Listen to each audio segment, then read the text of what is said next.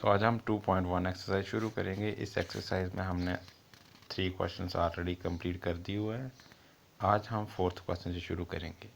4th question में लिखा है you have to arrange the following fraction in ascending order.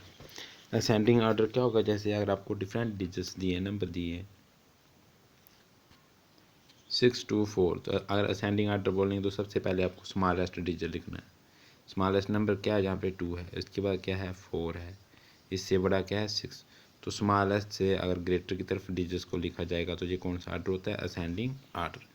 तो हमें जहाँ पे फ्रैक्शंस दी हुई हैं, इन फ्रैक्शंस को हमने असेंडिंग ऑर्डर में लिखना है। अगर सिर्फ नंबर्स दिए होते तब हम इनको डायरेक्ट देख के बता सकते, लेकिन अगर फ्रैक्शंस दी हैं तो फिर इनको सॉल्व करना पड़ेगा।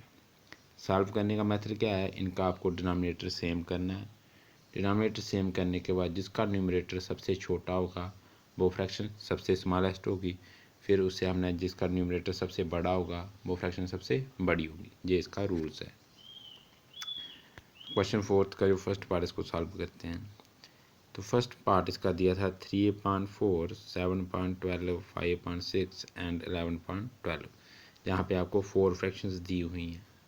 इन फ्रैक्शंस को पहले आपने ये देखना है सबसे छोटा कौन है, सबसे बड़ा कौन है, उस तरह से हमने इनको अरेंज करना है।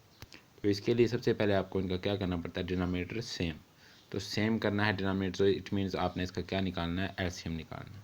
तो एलसीएम में कौन कौन से डिजिट आ रहे हैं इनके डिनोमिनेटर में? एक आ रहा है 4, एक है 6 और एक है 12। ऐसे आपको फ्रैक्शंस 4 हैं लेकिन 2 फ्रैक्शंस के डिनोमिनेटर सेम है, तो इसलिए 3 डिजिट्स आ रहे हैं, 4, 6 और 12। इन 3 डिजिट्स का आपको क्या निकालना है? एलसीएम।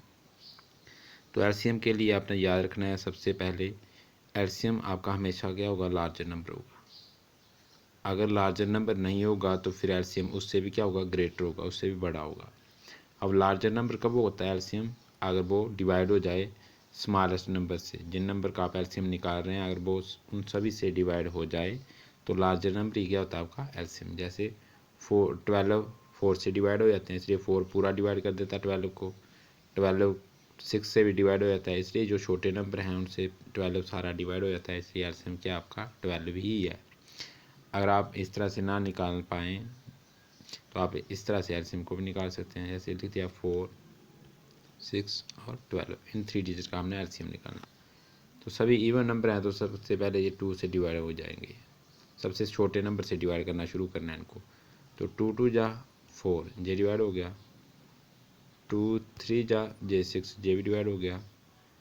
6 2 जा 12, जे भी डिवाइड हो गया। अब जहाँ पे 2 और 6 ये किसके टेबल में आते हैं? 2 के टेबल में आए थे, इसलिए 2 से इनको डिवाइड कर दो। 2 1 जा 2, ये डिवाइड हो गया। 3 इसके टेबल में नहीं आती, इसलिए 3 को वैसे लिख देना है। अब जहाँ पे 6 है तो 6 को अगर 2 से डिवाइड करेंगे कितना आता है? 3, 3 2 जा ये 6 आ गए। अब जहाँ पे अगेन जो 2 नंबर आ रहे हैं ये 3 के टेबल में आते हैं तो क्या हो जाएगा? 1 3 1 जा 3, अगेन 3 1 जा 3। तो इनके जो एलसीएम आएगा वो किसके इक्वल आएगा? इनको मल्टीप्लाई कर देना आपने। 2 2 जा 4, 3 जा 12, तब भी एलसीएम कितना आएगा? आपका 12 आएगा। तो एलसीएम निकाल लेने के बाद आपने जो इसके डिनोमिनेटर हैं सभी में कितने बनाने हैं? अब आपने 12 बनाने हैं। जितनी भी फ्रैक्शंस दी हैं उनके डिनोमिनेटर में कितने कन्वर्ट करने हैं? 12। तो फर्स्ट फ्रैक्शन दी थी आपको 3/4, इसके डिनोमिनेटर में कितना बनाना चाहते हैं हम? 12। तो 4 को किससे मल्टीप्लाई करें? 12 आ जाता है 3 से। इट मीन्स अगर 4 डिनोमिनेटर में आपने 3 से मल्टीप्लाई किया है तो न्यूमरेटर में भी उसी डिजिट से मल्टीप्लाई करना है। तो 3 3 जा 9, 4 3 जा 12। जितना हमने इंक्रीज़, जितने टाइम हमने इंक्रीज़ डिनोमिनेटर को इंक्रीज़ किया है उतने टाइम हमें इंक्रीज़ किसको करना पड़ता है? न्यूमरेटर को। इसलिए 4 को अगर 3 से मल्टीप्लाई करते तब आपके क्या इतने आने थे? 12 आने थे, इसलिए न्यूमरेटर में भी आपको उसी डिजिट से मल्टीप्लाई करना है। तो फ्रैक्शन किसके इक्वल बन जाएगी? 9/12। अब सेकेंड फ्रैक्शन थी 7/12, इसके डिनोमिनेटर में ऑलरेडी 12 हैं इसलिए इसको चेंज करने की ज़रूरत नहीं है। थर्ड फ्रैक्शन थी 5/6, जहाँ पे 6 लिखे हैं तो डिनोमिनेटर में 6 को अगर 2 से मल्टीप्लाई कर दूँ तो किससे इक्वल आ जाता है? 12 के इक्वल आ जाता है। इट मीन्स 2 से मल्टीप्लाई किया, 2 टाइम हमने इंक्रीज़ किया डिनोमिनेटर, तो न्यूमरेटर को भी उतने टाइम इंक्रीज़ कर दो। तो 5 2 जा 10। तो ये फ्रैक्शन किसके इक्वल आ जाएगी? 10/12। फोर्थ फ्रैक्शन जो लिखी थी 11/12, इसके डिनोमिनेटर में ऑलरेडी 12 है इसलिए इसको भी चेंज करने की ज़रूरत नहीं है। अब जहाँ पे 4 फ्रैक्शंस कौन सी आ गई, एक आ गया 9/12, सेकेंड फ्रैक्शन है 7/12, थर्ड फ्रैक्शन है 10/12 और फोर्थ फ्रैक्शन है 11/12। अब आपने इनके न्यूमरेटर के डिजिट देख रहे हैं। न्यूमरेटर में डिजिट क्या आ रहा है, एक आ रहा है 7, 9, 11, 10। तो सबसे स्मॉलेस्ट डिजिट कौन सा है न्यूमरेटर में, 7 है।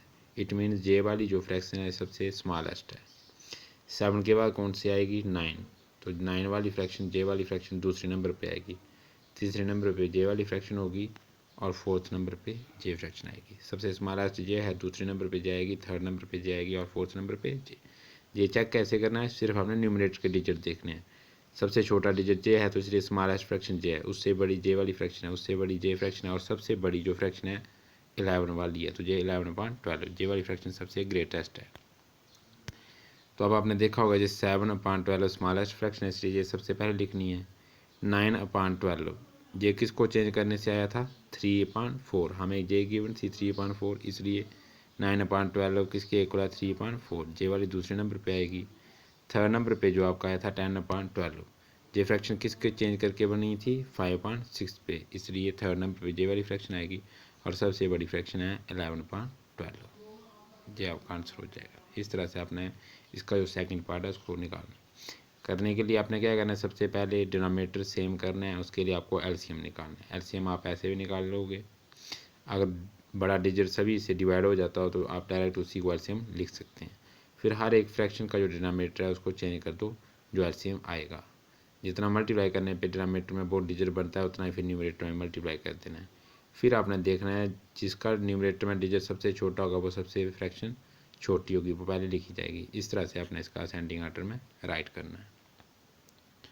अब है इसका क्वेश्चन नंबर 5 कि you have to convert the following fractions into improper fraction. आपको कौन सी फ्रैक्शन दी है, मिक्स्ड फ्रैक्शन, ठीक है। ये कौन सी फ्रैक्शन है, मिक्स। जे जो होता है इसको क्या बोलते हैं, डिवाइज़र, क्या बोलेंगे, डिवाइज़र। जे क्या होता है, कोशेंट, और जे क्या होता है, रिमाइंडर। आप लोगों ने देखा होगा किसी भी नंबर को अगर डिवाइड करें, चलो एक बार देख लेते हैं, 12 को अगर 4 से डिवाइड करें कितना आंसर आता है, 4।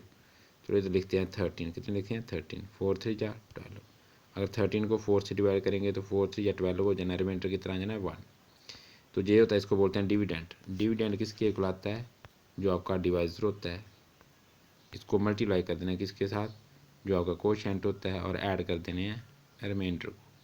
तो divisor into quotient plus remainder, इसको अगर ऐसा करेंगे तो आपका आंसर किसके इक्वल आता है, डिविडेंड। यही हमने निकालना है। जैसे 4 3 या 12, 12 में 1 ऐड करेंगे कितने हो जाने, 13।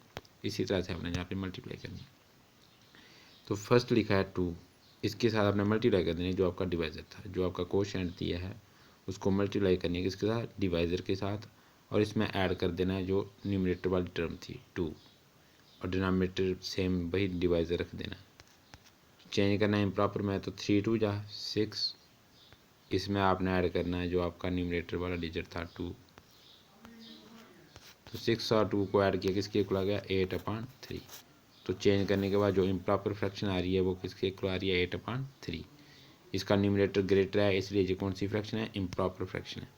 तो चेंज करने के लिए क्या करना है, सबसे पहले जो डिजिट को मल्टीप्लाई कर देना है और न्यूमरेटर का डिजिट ऐड कर देना है, और डिवाइजर आपने सेम रख देना, आपके आंसर आ जाएगा। जैसे इसका सेकंड पार्ट करते हैं, अगर ऐसे लिखा है 3 इंटू 3/10, तो इस 3 और इस 10 को मल्टीप्लाई करना है, 3 इंटू 10, और जे वाला डिजिट इसमें ऐड करना है और डिनोमिनेटर में सेम रखना है वही डिजिट। तो 10 3 जा 30, 30 में कितने ऐड करने हैं, 3, डिनोमिनेटर सेम है, दोनों को ऐड करें, किसके इक्वल आ जाएगा, 33/10, 33/10। ऐसे आपको सॉल्व करना है, इन दोनों को मल्टीप्लाई कर देना है, न्यूमरेटर वाला डिजिट ऐड करना है अपॉन सेम डिवाइजर रख देना आपने। तो which is equal to same denominator रख देना, किसके इक्वल आ जाएगा, 33/10। इसी तरह से आपने इसका जो रिमेनिंग पार्ट होगा उसको सॉल्व करना है। इसका नेक्स्ट लास्ट क्वेश्चन है सिक्स्थ, क्वेश्चन नंबर 6 में दिया है, you have to write the following pairs of fraction as equivalent.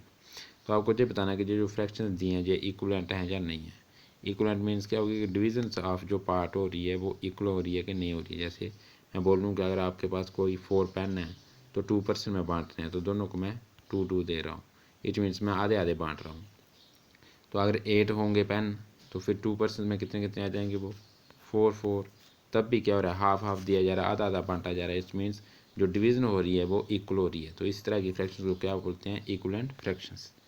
तो ये चेक करना है। ये चेक करने के लिए आपके पास दो मेथड होते हैं, या तो फ्रैक्शंस को रिड्यूस करना है लोएस्ट फॉर्म में, या फिर जो आपको लोएस्ट फ्रैक्शन दी हुई है उसको चेंज करना है बड़ी फ्रैक्शन के जैसा। अगर वो इक्वल आ जाएंगी तब इक्वलेंट हैं, अगर उनका आंसर मैच नहीं हो पाया, इक्वल नहीं आई, तो इट मीन्स वो इक्वलेंट नहीं है। जैसे फर्स्ट फ्रैक्शन दी थी आपको 9/15, तो हम कौन सा मेथड यूज़ कर रहे हैं, रिड्यूस करना है लोएस्ट फॉर्म में। मैंने आपको कहा था कि कोई भी फ्रैक्शन अगर आपने लोएस्ट फॉर्म में बनानी हो तो उसका HCF निकालते हैं, या तो HCF निकाल के कर सकते हैं, या फिर उस फ्रैक्शन को डिवाइड करते रहना है जब तक जे न्यूमरेटर और डिनोमिनेटर के डिजिट डिवाइड हो जाए। 9 3 के टेबल में आते हैं, 15 भी 3 के टेबल में आते हैं। जब भी डिवीजन करनी है न्यूमरेटर और डिनोमिनेटर की एक ही नंबर के साथ करनी है, 3 का टेबल पढ़ा जा रहा है, तो 3 3 जा 9, ये कैंसिल हो गए। अब 15 को 3 से डिवाइड करना कितना आ जाएगा, 5, 5 3 जा 15। तो इस वाली फ्रैक्शन को अगर हम रिड्यूस करें तो ये फ्रैक्शन किसकी इक्वल आ रही है, 3/5। कहना है 5 पार्ट में से 3 पार्ट डिवाइड किए जा रहे हैं, 3 पार्ट मिल रहे हैं। अब सेकंड फ्रैक्शन हमें ऑलरेडी किसकी इक्वल दी थी, 3/5।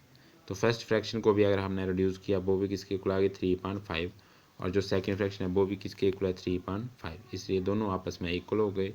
इसलिए ये दोनों फ्रैक्शंस का जो पेयर था, जो हमें पेयर गिवन था इस फ्रैक्शन में 9/15, 3/5, ये आपस में क्या है, इक्वलेंट है, क्योंकि दोनों ये बराबर है। इसी का आप सेकंड पार्ट करते हैं। सेकंड पार्ट में आपको फ्रैक्शन दिया है 7/21, ठीक। अभी इसको रिड्यूस करेंगे लोएस्ट फॉर्म में, तो 7 1 जा 7, 7 3 जा 21, जहाँ पे 3 से 21 डिवाइड हो जाते हैं लेकिन 7 डिवाइड नहीं हो पाते हैं। इसलिए टेबल उस डिजिट का पढ़ना है जो दोनों को डिवाइड करे, तो 7 का टेबल पढ़ा जा रहा है न्यूमरेटर में भी और डिनोमिनेटर में भी। तो 7 1 जा 7, 7 3 जा 21। तो ये फ्रैक्शन रिड्यूस करने पे किसके इक्वल आ गई, 1/3। अब सेकंड फ्रैक्शन क्या दी थी हमें, 3/9, ये फ्रैक्शन दी थी। इसको भी चेंज करते हैं, रिड्यूस करते हैं, 3 1 जा 3, 3 3 जा 9। तो सेकंड फ्रैक्शन को भी जब हमने लोएस्ट फॉर्म में कन्वर्ट किया तो ये भी किसके इक्वल आ गया, 1/3। तो ये दोनों आंसर भी क्या हो गया, आपस में इक्वल हो गए रिड्यूस करने पे। इट मीन्स जो हमें पेयर ऑफ फ्रैक्शन दिया हुआ है ये आपस में क्या है, इक्वलेंट है। जो भी फ्रैक्शन दी होगी उसको क्या करना है, लोएस्ट फॉर्म में रिड्यूस करना है।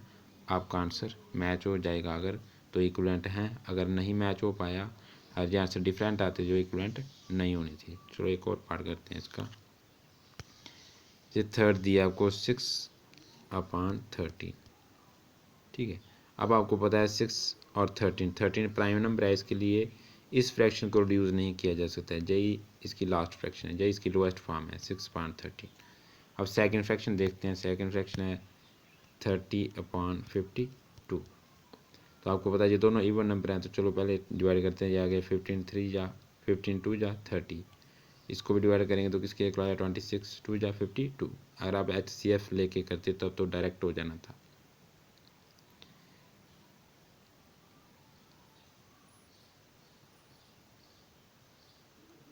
तो हमने इसको रिड्यूस किया तो किसके इक्वल आ रहा है, 15/26। अब जे 3 के टेबल में 15 आ जाते हैं, फ्रैक्शन किसके इक्वल बन गया है, 15/26।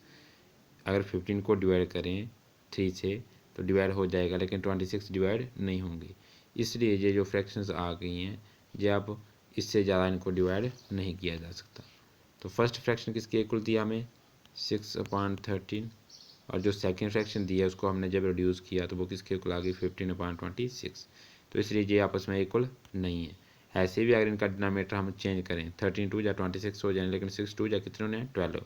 मल्टीप्लाई करने पे भी इनको चेंज करेंगे तो जहाँ पे 12/26 बनेंगे, लेकिन जहाँ पे कितने लिखे हैं, 15/26। इसलिए ये फ्रैक्शंस आपस में इक्वल नहीं आ रही हैं। तो इसलिए जे पेयर जो है फ्रैक्शन का ये इक्वलेंट नहीं है। आपने लिख देना है, this pair of fractions are not equivalent. 6/13 and 30/52 are not equivalent. ये आपने इसका राइट आंसर लिखना है। तो इसमें आंसर इक्वल नहीं हुआ, इसलिए ये क्या है, अनइक्वलेंट है, इक्वलेंट नहीं है। तो असेंडिंग और डिसेंडिंग के लिए पहले क्या करते हैं, इनका एलसीएम निकालते हैं, फिर आपने हर फ्रैक्शन का डिनोमिनेटर सेम करना है। उसके बाद देखना है जिसका न्यूमरेटर सबसे बड़ा वो फ्रैक्शन सबसे बड़ी, जिसका न्यूमरेटर सबसे छोटा वो फ्रैक्शन सबसे छोटी। मिक्स करते समय जैसे ये मिक्स फ्रैक्शन दिया, इसमें क्या करना है, अपने इन दो को करना है मल्टीप्लाई, और इस वाले डिजिट को क्या करना है, ऐड करना है। तो 4 2 जा 8 हो गए, जे वाला डिजिट ऐड करेंगे 3 आ जाना है, और नीचे डिवाइज़र सेम रखना है, तो ये आ गया 11/4। इस तरह से आपने ये वाली कन्वर्ट करनी है। और लास्ट आपको दिया है, इसमें आपने डिवाइड करना है, तब तक डिवीज़न करनी है जब तक ये लोएस्ट फॉर्म में नहीं आ जाए। 3 3 या 9, 5 3 या 15। तो इसको चेंज करने से ये भी किसके इक्वल आ गया 3.5, और सेकंड फ्रैक्शन ऑलरेडी 3.5 है, इससे ये दोनों आंसर इक्वल हो गए। तो ये दोनों फ्रैक्शंस क्या हैं, इक्वलेंट। थर्ड वाला ये इक्वलेंट नहीं आया आपका आंसर। तो इस तरह से हमारी जो फर्स्ट एक्सरसाइज है सेकंड लेसन की ये कंप्लीट हो जाती है।